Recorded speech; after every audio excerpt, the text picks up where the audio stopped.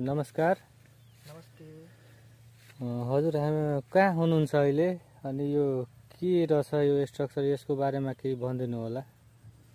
म अहिले चाहिँ स्मल साना किसानहरू मिलेर जुन धान खेती गरेका छन् त्यो धान खेतीको खेतहरूको बिचमा छु र यो जुन हेर्दै हुनुहुन्छ यो डिप ट्युबवेल हो जुन यो यसपालि मध्य प्रदेशमा जुन ठुलो खडेरी परेको र सङ्कटग्रस्त क्षेत्र घोषणा भएको थियो त्यो समयमा सिँचाइको लागि किसानहरू मिलेर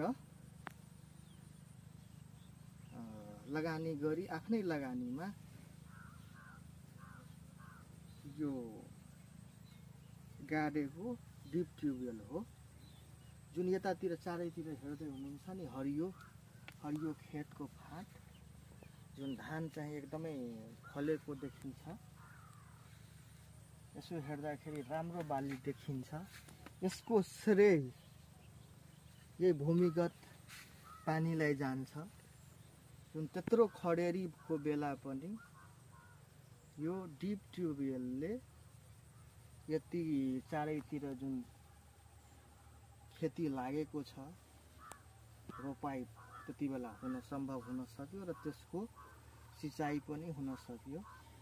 यसको कारणले गर्दा किसानहरूले बाली लगाउन सके र किसानहरू निकै खुसी छन्, उत्साहित छन्।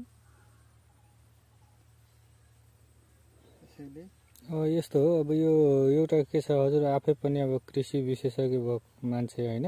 अब मैले भन्न एउटा के कुरा सोध्न चाहेँ भने अब यो एउटा डिप ट्युबवेलवाला कुरा त भयो, तर यो सरकारको तर्फबाट अझै पनि यो कृषकहरूलाई धान खेती अब वर्षे नै खडेरीको समस्याहरू आइरहेछ होइन। त्यस्तो अवस्थामा यस्तो डिप ट्युबवेलवाला कार्यक्रमहरू ल्याएर किसानहरूलाई चाहिँ यस्तै विभिन्न अनुदानमा चाहिँ यस्ता डिप ट्युबवेलहरू चाहिँ सञ्चालन गर्ने भन्ने हिसाबको यदि योजनाहरू ल्याउँदा कस्तो होला।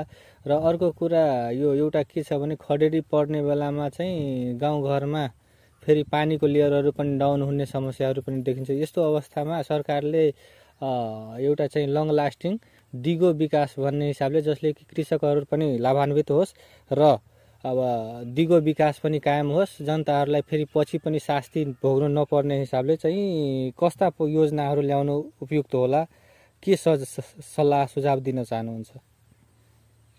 यो खडेरीकै समयमा